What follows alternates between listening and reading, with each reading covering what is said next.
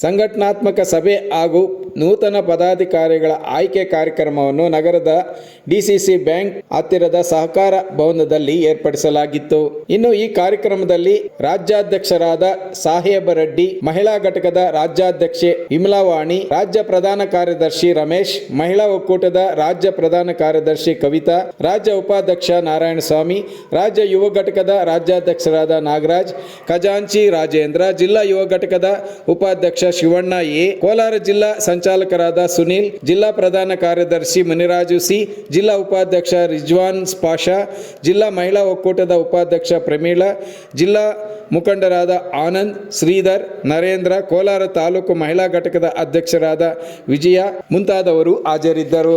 ನೂತನ ಸಮಿತಿ ಪದಾಧಿಕಾರಿಗಳು ಇವರು: ಕೋಲಾರ ತಾಲೂಕು ಅಧ್ಯಕ್ಷ ವಿನೋದ್ ಕುಮಾರ್, ಯುವ ಘಟಕದ ಉಪಾಧ್ಯಕ್ಷ ಗಂಗಾಧರ್ ಎನ್, ಶ್ರೀನಿವಾಸಪುರ ತಾಲೂಕು ಅಧ್ಯಕ್ಷ ರಾಮ್ ವಿಲಾಸ್, ವೇಮಗಲ್ ಕುರುಗಲ್ ಪಟ್ಟಣ ಪಂಚಾಯಿತಿ ಉಪಾಧ್ಯಕ್ಷ ಗೋಪಾಲ್, ರವಿ, ರಾಜ್ಕುಮಾರ್, ದೇವರಾಜ್, ಕೋಲಾರ ತಾಲೂಕು ಸಂಘಟನಾ ಸಂಚಾಲಕರಾದ ಅರುಣ್, ಬಂಗಾರಪೇಟೆ ತಾಲೂಕು ಅಧ್ಯಕ್ಷ ವಿ ನಾಗರಾಜ್, ಸುರೇಶ್, ಮಾಲೂರು ತಾಲೂಕು ಅಧ್ಯಕ್ಷ, ಯುವ ಘಟಕದ ಅಧ್ಯಕ್ಷ ವಿನೋದ್, ಯುವರಾಜ್, ಕೋಲಾರ ತಾಲೂಕು ಕಾರ್ಯದರ್ಶಿ ಮಹೇಶ್ ಮುಂತಾದವರನ್ನು ಆಯ್ಕೆ ಮಾಡಿ ಸಂಘಟನೆಗೆ ಹೆಚ್ಚು ಶ್ರಮಿಸಲು ಕಿವಿಮಾತು ಮುಂತಾದವರನ್ನು ಆಯ್ಕೆ ಮಾಡಲಾಯಿತು.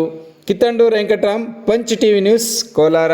ಆರ್ಥಿಕ ಮತ್ತು ರಾಜಕೀಯ ನ್ಯಾಯವನ್ನು ವಿಚಾರ, ಅಭಿವ್ಯಕ್ತಿ, ನಂಬಿಕೆ, ಧರ್ಮ ಮತ್ತು ಉಪಾಸನೆಯ ಸ್ವಾತಂತ್ರ್ಯವನ್ನು, ಸ್ಥಾನಮಾನ ಮತ್ತು ಅವಕಾಶಗಳ ಸಮಾನತೆಯನ್ನು ದೊರೆಯುವಂತೆ ಮಾಡುವುದಕ್ಕಾಗಿ ವ್ಯಕ್ತಿ ಗೌರವ, ದೇಶದ ಏಕತೆ ಮತ್ತು ಸಮಗ್ರತೆಗಾಗಿ ಎಲ್ಲರಲ್ಲಿ ಭ್ರಾತೃತ್ವ ಭಾವನೆಯನ್ನು ಮೂಡಿಸುವುದಕ್ಕೆ ಎಲ್ಲ ಸಂಘಟನೆಗಳನ್ನ ನೀವು ನೋಡಿರ್ತೀವಿ. ಪ್ರತಿಯೊಂದು ಊರಲ್ಲಿ ಸುಮಾರು ಏನಿಲ್ಲ ಒಂದು 5 ರಿಂದ 6 ಸಂಘಟನೆಗಳು ಇರ್ತವೆ. ಕರೆಕ್ಟ್ ಅಲ್ವಾ? ನೀವು ಕೇಳಿ ಅವ್ರಿಗೆ ನಿಮ್ಮ ಸಂಘಟನೆಯ ಮೂಲ ಉದ್ದೇಶಗಳೇನು, ನಿಮ್ಮ ಆಶಯಗಳೇನು, ನಿಮ್ಮ ಸಂಘಟನೆಯ ಯಾಕೆ ಕಟ್ಟಿದ್ರೆ ಅಂತ ಕೇಳಿದ್ರೆ ಅವ್ರ ಹತ್ರ ಆನ್ಸರ್ ಇರಲ್ಲ.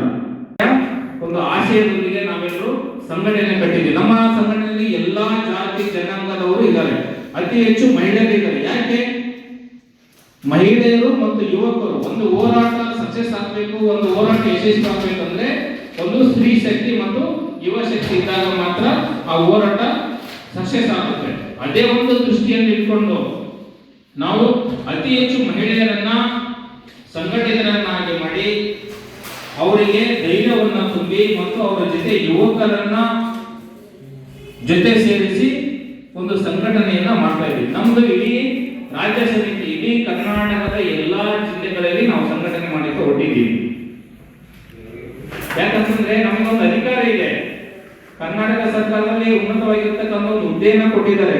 ಇದೆಲ್ಲವನ್ನು ಉಪಯೋಗಿಸಿ ನಾವು ಜನರಿಗೆ ಸಿಗಬೇಕಾಗಿರ್ತಕ್ಕಂಥ ಸವಲತ್ತುಗಳ ಜೊತೆ ಈಗ ಮಹಿಳೆಯರ ಮೇಲೆ ಅತಿ ಹೆಚ್ಚು ಅತ್ಯಾಚಾರಗಳಾಗ್ತಾ ಇದೆ, ದೌರ್ಜನ್ಯಗಳಾಗ್ತಾ ಇದೆ.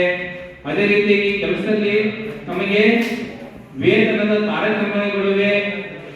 ಇವೆಲ್ಲವನ್ನ ಮೆಟ್ಟಿ ನಿಂತು ಮಹಿಳೆಯರು ಅತಿ ಹೆಚ್ಚು ಹೊರಗಡೆ ಬರಬೇಕು. ನೀವೆಲ್ಲ ಅತಿ ಹೆಚ್ಚು ಹೊರಗಡೆ ಬಂದ್ಬಿಟ್ಟು ಮಹಾಪುರುಷರ ಒಂದು ತತ್ವ ಸಿದ್ಧಾಂತಗಳಿದೆ ಅಡಿಯಲ್ಲಿ ನೀವೆಲ್ಲರೂ ಒಂದು ಸಂಘಟನೆಯನ್ನ ಕಟ್ಟಿ ನಾವೆಲ್ಲರೂ ನಿಮ್ಮ ಜೊತೆಲಿ ಇರ್ತೀವಿ.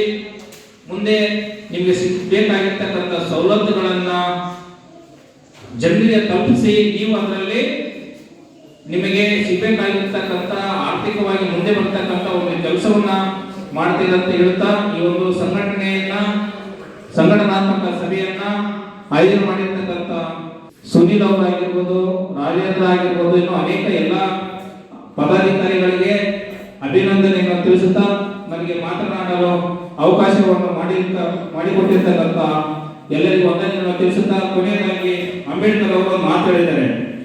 ಶೋಷಿತರಿಗೆ ಹೋರಾಟ ನಿರಂತರ, ಅದಕ್ಕೆ ಕೊನೆ ಇಲ್ಲ ಅಂತ ಹೇಳುತ್ತಾ ನನ್ನ ಮಾತಿಗೆ ವಿರಾಮವನ್ನು ಕೊಡ್ತಾ ಇದ್ದೀನಿ. ಜೈ ಹಿಂದ್, ಜೈ ಭೀಮ್.